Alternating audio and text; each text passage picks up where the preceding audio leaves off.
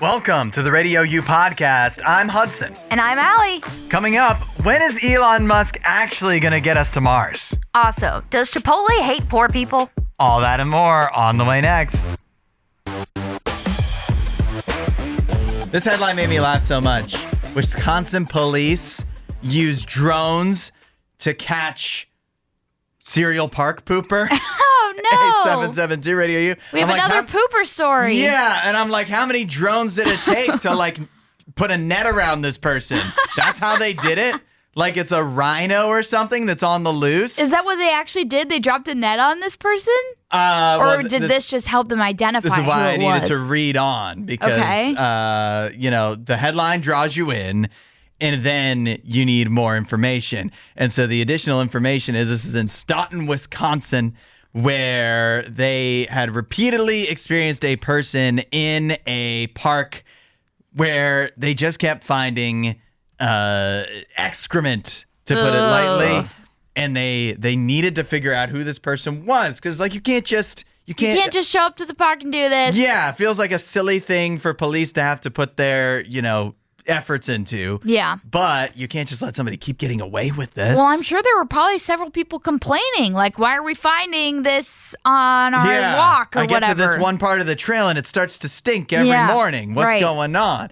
And so they actually did not use a team of drones once they figured out who the person was to drop a net on them. I don't think drones can do that. Even though I really wish that's what it was. But of course, they used drones equipped with cameras to be able to then surveil the park as well as the trail cams that already existed there. And then they were able to identify who the suspect was, which was a 46-year-old woman. And maybe you're thinking, maybe somebody who could be homeless or somebody with mental health issues. They said that she is not homeless and she does not have signs of mental illness. Oh, no. So she's just straight up doing this for no reason? Yeah. Well, I have heard this before. You're a runner, right? Sometimes if you're going on a long run, sometimes it hits you, right? Right? I have never had that happen to me. And if you're out running, what are you supposed to do? You're not near a bathroom. Well, if this continually keeps happening to this 46-year-old woman while she's out for her run, she needs to change her route. You got to, or change your schedule. Change your schedule, change your route to somewhere where you're close to a bathroom, when you're needing to go. Mm-hmm. She literally claims, according to police, this is a quote, that she had to use the bathroom at a certain time and location based on a personal pattern. Location? She had to change her schedule. Yeah, I think you need to change your schedule and your route because it's based off of time and location. She gets to that area of the park and she's like, oop, gotta go. She hasn't been improving her time, obviously, because she's in the same spot every morning. Oh, my gosh. She needs to probably have coffee maybe after you go on your run, maybe is what she needs to do. But definitely. Nevertheless, I wouldn't say she's probably, off the streets because she was just cited for indecent conduct. So it's not like she's going to jail or anything, but hopefully she still learned a valuable lesson. Right. I don't think you would get arrested for this, but change your route and change your time, whatever, so that you could be near an actual bathroom. Depends. Or that. Yeah. That could really. If it's really that bad. Yeah. And then your running time would improve as well. Accomplish 2 in 1. I also think, who was the police officer that drew the short straw of having to review all the cameras? I'm sure many young officers were thinking as they were reviewing this footage, is this really what I signed up for? Yeah. Is this why I went through the police academy? And they have to write reports on it and stuff. Right. Some guy, some new officer, he thought he was being hazed. Yeah. He thought it was a joke. He was like, hey, we're going to need you to review these hours of footage and try to find a woman pooping. And he was like, okay, but what am I really doing today? What's my real job? No, you're definitely doing that until we find this woman. I feel bad for these officers. I have news from Chipotle. Their new CEO, their interim CEO, Scott Boatwright, has made a big announcement for prices in 2026.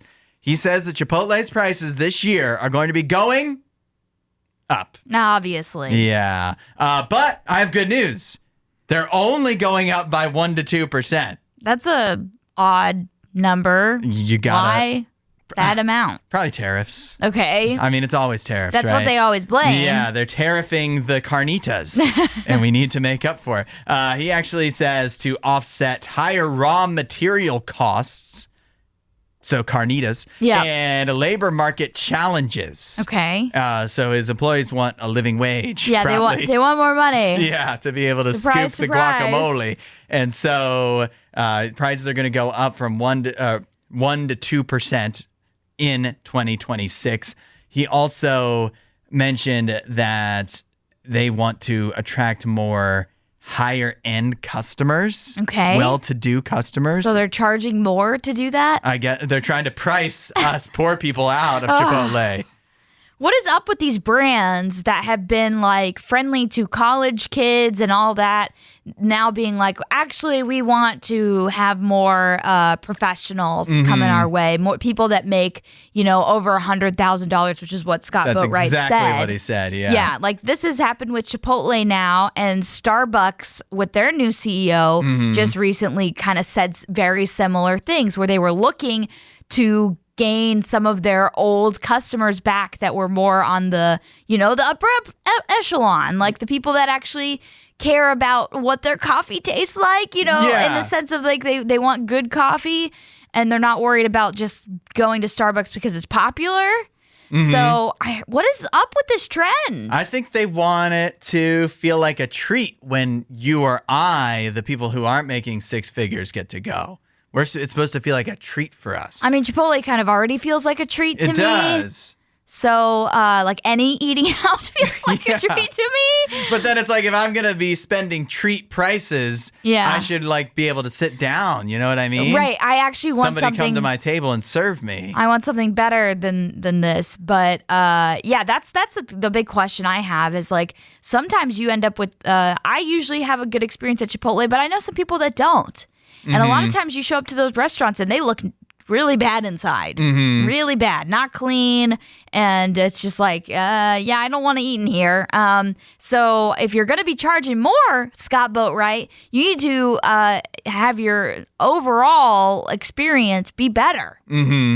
That's all I'm asking. Yeah. I mean, I'm usually very happy at Chipotle, and 1 to 2%, what is that? Like, I mean, honestly, that's like 10 cents more probably for your Chipotle order, but it's still frustrating that we just can't catch a break as consumers. I'm just more I feel like my money's not going up 1 to 2%. Yeah, you're right. And even if I get a 1 to 2% raise, inflation is canceling that out because it's running rampant. Yes. So what are we supposed to do? Yeah, well, we can't afford Chipotle anymore. If you're adjusting your pay to the rising cost of everything else, you're not going to have any difference because it's still like, it's not like you're not gaining any money in that way because you're still spending more on everything else. Everything is, it's all adding up to take away, which is a real bummer. Somebody could get a raise today and be like, yeah, but everything else has been raised too. Yes, exactly.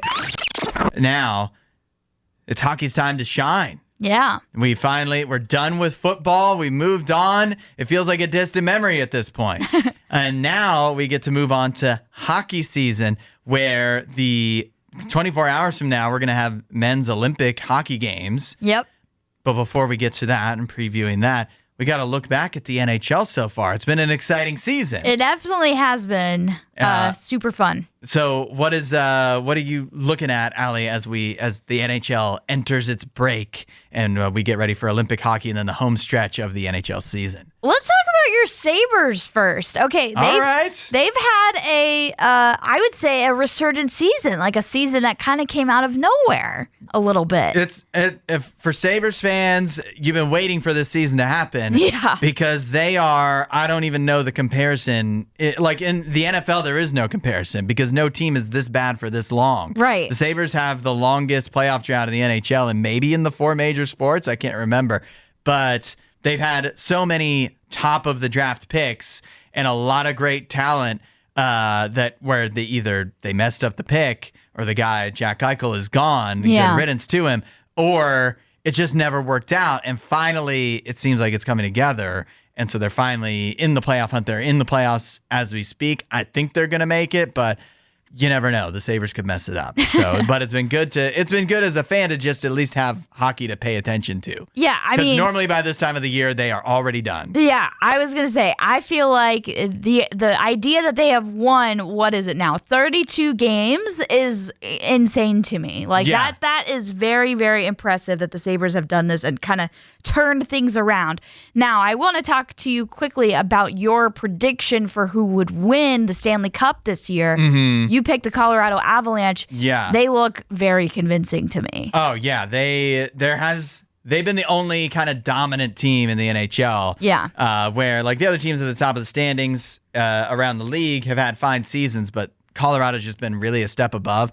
And unless there's some kind of injury that happens, whether it's Nathan McKinnon or Cale Makar, who are their two best players and two of the best players in the entire league, unless one of them gets injured at the Olympics, I feel like Colorado's going to, you never cruise to anything in the NHL. You're still going to go through hard-fought series, but I still feel they're the overwhelming favorite to win the Cup. I definitely think that they certainly should be the favorite. I picked the Oilers to finally get it done this year. Yeah. Hopefully the Florida Panthers won't be in their way, but the Oilers are kind of having a down season, I would say, compared to normal. Mm-hmm. Like they still have a winning record.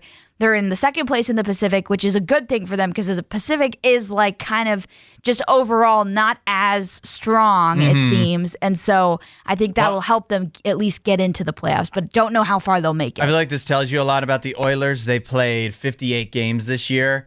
Their goal differential is +4. Yeah, so they're basically like an equal team. They're like a 500 team. They're at 28. I think they've got 28 wins and 22 losses or whatever. So they're over 500, but they're a lot more at that range of like a 500 team. And then I'll quickly just touch on my Blue Jackets because that's what's really obviously gotten me into hockey. I know I've mentioned this before. The Four Nation Face-Off last year was very exciting, and I was like, you know what? I need to get into hockey again. I need to start watching hockey. And so the Blue Jackets have been the team that, obviously they're here in Columbus where our station is, and I love them. And so I'm very excited that they are having a great season. They were not having a good season. They fired their coach, and they hired a new coach, Rick Bowness, and Rick Bowness has played. He's been the coach for 10 games or whatever, or 11 games, something around there. Only lost one of them. Yeah. Only lost one of them. So the run has been immaculate since he's taken over, but I'm a little nervous that they can continue that run after this long break. You win 9 out of 10 games, you get over 500, and you're still not in the playoffs. Yeah, but they're close. Yeah, they're in the mix, and that's again, I feel like especially they didn't have. Obviously, every team has title aspirations at the beginning of the year, but realistically, I don't think anybody on the Blue Jackets was like, we can win it all this time. Yeah. So just to be in the mix to play meaningful hockey just at this to time make of the year playoffs feels good. Yeah. would be a huge victory for this team. They got so close last year. Can they get it done this year? Yeah. So NHL, I'm sad it's taking a break. Yeah. But we're going to preview the Olympic hockey, which kicks off for the men tomorrow. So exciting. Cannot wait. Valentine's Day is coming up this Saturday. Can be a very stressful time, a lot of pressure. But you can help that stress melt away by getting a great deal on our brand new Melt Tea at shop.radiou.com. It's only $10 this week only. It's our little Valentine's Day gift to you. The brand new RadioU Melt Tea, $10 only, this week only at shop.radiou.com. Now, we've looked back at the NHL season so far, but the real excitement is all about the men's hockey at the Olympics kicking off or facing off tomorrow. 24 hours from now, we'll have Olympic men's hockey going on. Allie, what do you think's going to happen? Oh, man, I don't know. I know Canada's coming in as the obvious favorite, as the favorite to win the gold medal this year. But I really do think it might come down to Canada versus the United States. Mm-hmm. And I love that proposition for a Canada-U.S. final. That just makes my heart so happy because of what we got last year with the Four Nation face-off, with the Kachuk brothers planning a fight and just all of the insane excitement and chaos and just showing you how beautiful that rivalry is. So I really do hope we get that. Yeah. Canada, the U.S., that'd be a movie. Yeah. And, of course, I would look forward to that. But I definitely think that the fact that the Olympics are in Italy, I feel like it's in Europe. I feel like that really benefits for some reason. I mean, you've already seen how much success Italy has had. Yeah, they're the in just the first gold few leader. days. Italy has a team, of course, at the Olympics for hockey, but they're not going to do anything of note. But I think being in Europe, for some reason, I don't know if benefits it's just a the comfortability. Europeans. Yeah, I think Sweden, I think the Czech Republic, maybe even Finland does a little better than you might expect. And so I feel like one of those is definitely going to wind up working its way into the championship, into the gold medal game. First is probably Canada, because Canada's roster is just so stacked. Yeah, I think Canada for sure is absolutely the favorite. They should be the favorite. But yeah, I'll be interested to see if there is some type of surprise team that comes up, because I think US's roster is also equally stacked. Yeah. Maybe not as equal to Canada, but it's very, very good. And so I don't really picture a world where the both of them are not playing for the gold medal. Yeah, they obviously at the Four Nations last year, they were dominant even versus Sweden and Finland, but that was here in North America, so things were a little different. I think Sweden's got a really good team. The Czech Republic could be scary, or Czechia as they apparently want to be called.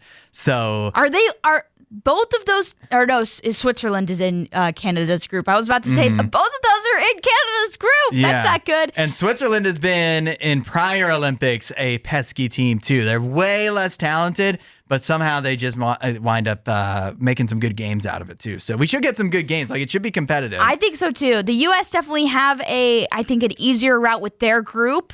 Canada maybe not as much, but I think they'll be dominant enough that they'll be fine. Yeah, but then Canada gets to play the tougher teams in the group, but that might mean that the U.S. has to play those teams in the knockout. Later on, yeah. But at the end of the day, I mean, it's hockey. Canada's going to get the gold. Now, we don't talk a lot of murder on this show, but this one does involve a murder. It's obviously sad. A man who has now been, it looks like, pled guilty to murder. Oh, goodness. Has gone viral. Unfortunately for the person who was murdered involved, that was Rachel Vaughn. So obviously very sad. Yeah. You never like to see that. But the reason that this guy has gone viral, the murderer, is because he is heard saying in video that's gone around from when he was arrested, he goes, "I'm going to miss GTA, innit?" He's getting arrested for murder, and he's upset that he's going to miss Grand Theft Auto 6. This guy is not right in the head. Obviously. Alone, we can deduce that just from him murdering somebody. Yeah. But then just saying that, like, bro, what is wrong with you? Get your priorities in line. Right. You are so messed up. It's messed up. He's serving, it could be a life sentence, let's see, with a minimum of 16 years and 1 month. So he actually might get out in time to see the release of GTA 6. I mean, obviously, I don't know how things work in the UK, but I'm sorry. 16 years for murder? It's a life sentence, but I guess that would be parole, right? Would be 16 years. After 16 years? Yeah. I just don't like the idea of a murderer getting parole, personally. Yeah, I don't know. You took someone else's life. Yeah. You don't deserve to have yours back. You don't deserve to play GTA 6 no matter when it comes out. Yeah, like you should be in prison for the rest of your life. You should have to rot in prison thinking about what you did, how you took away someone else's life. So UK, you need to fix that. I'm sorry. That's maybe they don't have enough spaces in their prison or whatever. I don't know. But that seems ridiculous to me that he could be out, not necessarily walking free, but, out in the real world in 16 years. Yeah. Like, that's crazy to me. Now, obviously, this is much more serious because it's a murder, but it does remind me, like, it seems, and maybe this, like, explains something about the way where this guy's head's at. Okay.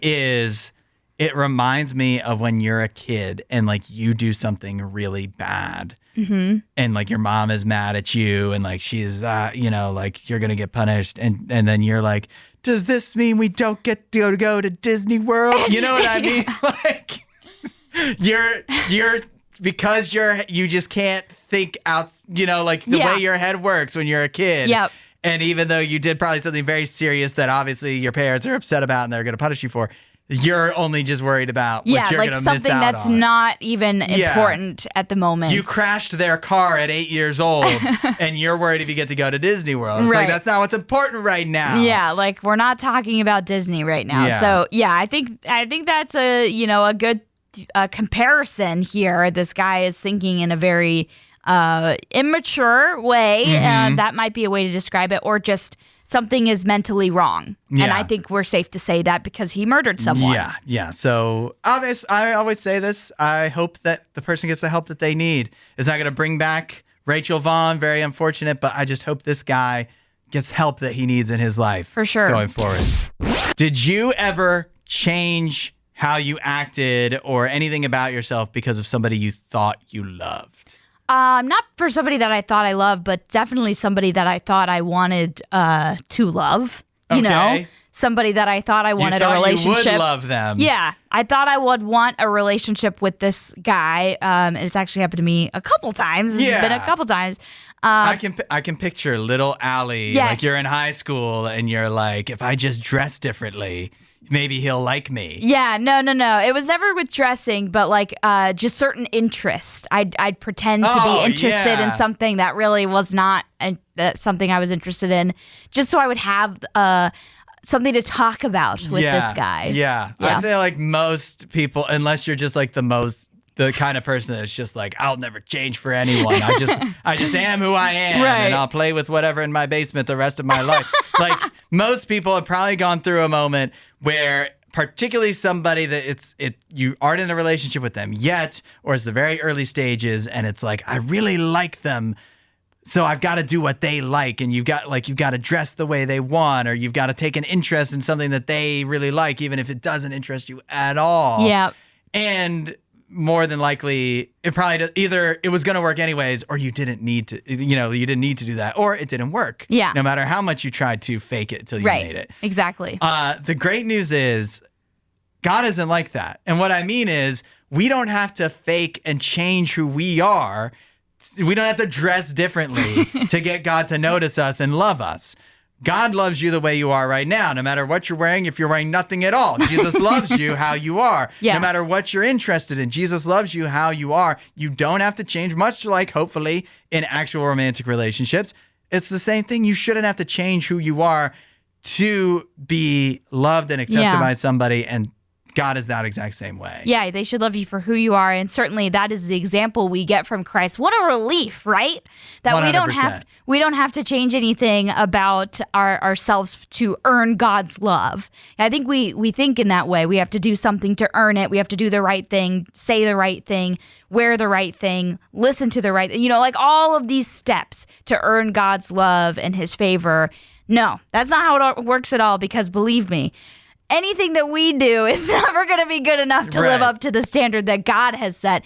And thankfully, we don't have to do something to live up to that standard, because that's the purpose of Christ. That's what He did for us when He died on the cross. He made it so that we could, that we don't have to do those things. It's that free gift of grace, and He loves us no matter what we do. And it's a beautiful thing. Yeah. You don't have to change anything now. Of course, as with many relationships, what you'll likely find once you have a relationship with God is you grow together. Yeah. Like you change as you time spend comes. more time with Him. Yeah, maybe something you didn't think you had an interest in, you wind up finding that interest because the other person you love is so interested. Like that can happen with God too, where you spend more time with Him.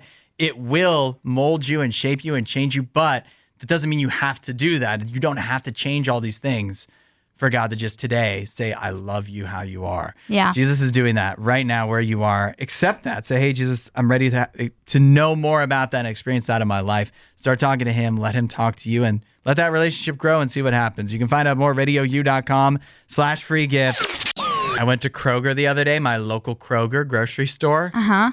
They changed all of the price tags. They changed them all? They changed the price tags. What do you mean? You know how normally you go to any store in the entire world and on the shelf underneath, you're looking at oatmeal. Yeah. I wasn't buying oatmeal, but you're looking at oatmeal. Just example. And it's a sticker that has it's a sticker that has the price on it. Yeah. And then get all the little details on there. Until maybe even tells you what's supposed to be there.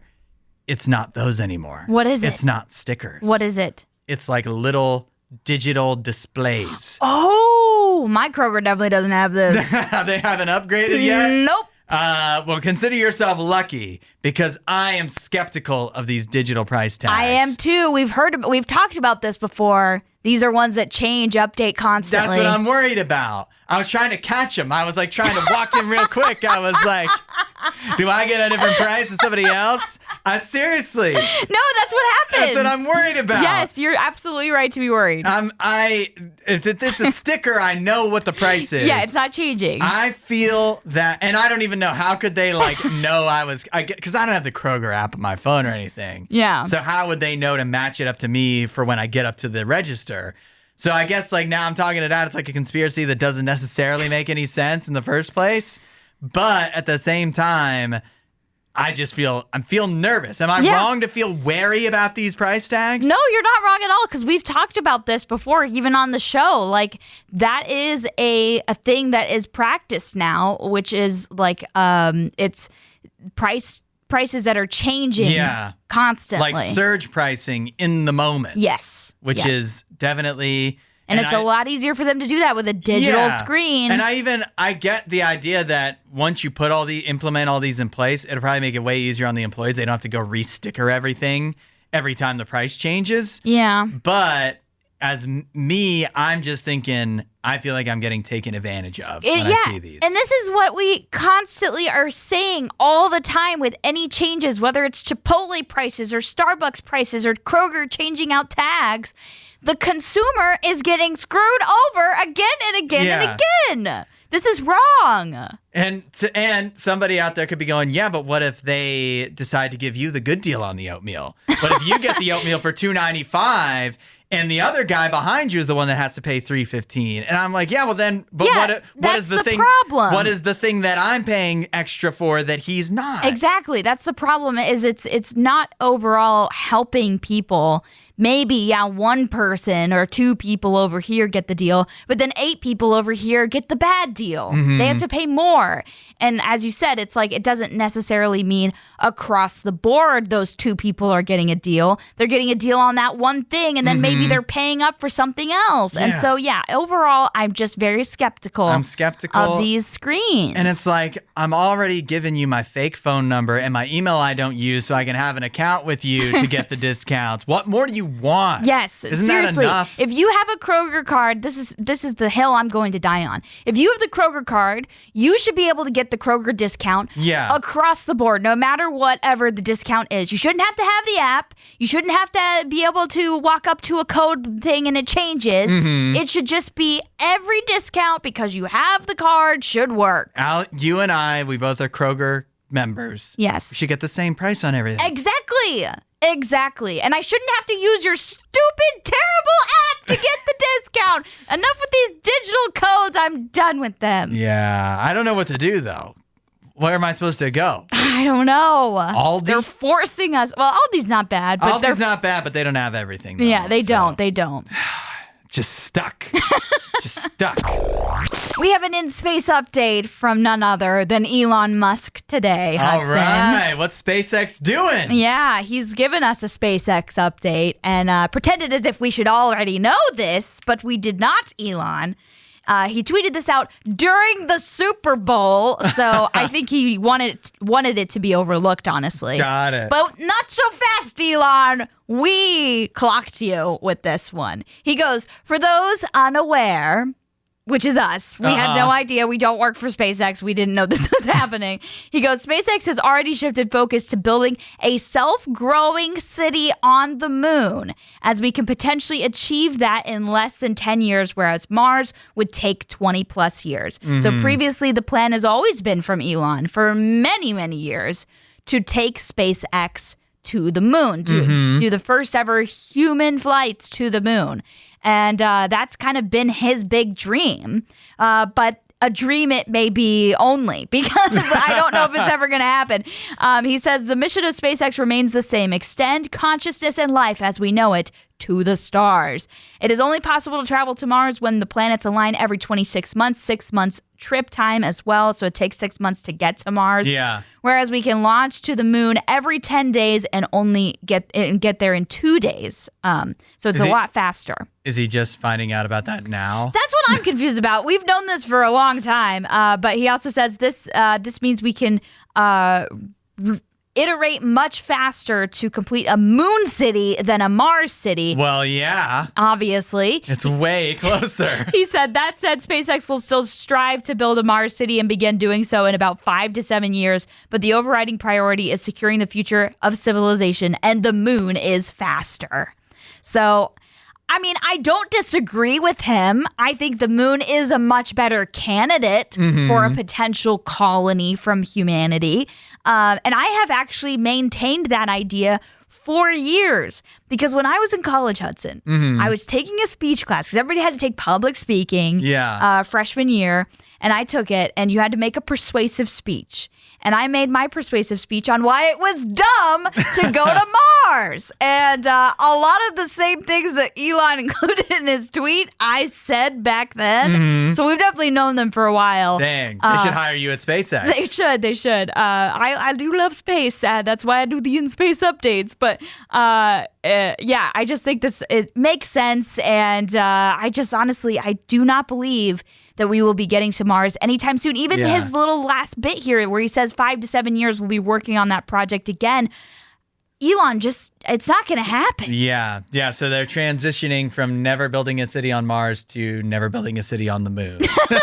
I think a city on the moon is definitely more plausible than Mars, just like with what he said with the time that it takes to get to the moon.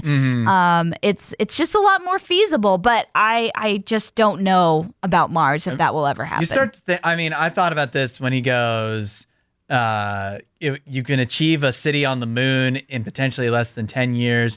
Debatable, but we'll find out. Whereas Mars, he says, would take 20 plus years. And even if you're talking like 20 plus years from today, realistically, you're talking like if I'm Elon Musk and I'm doing all this, it's like, oh yeah, it's for humanity. But also it's like, you want to be able to see it through. Yeah.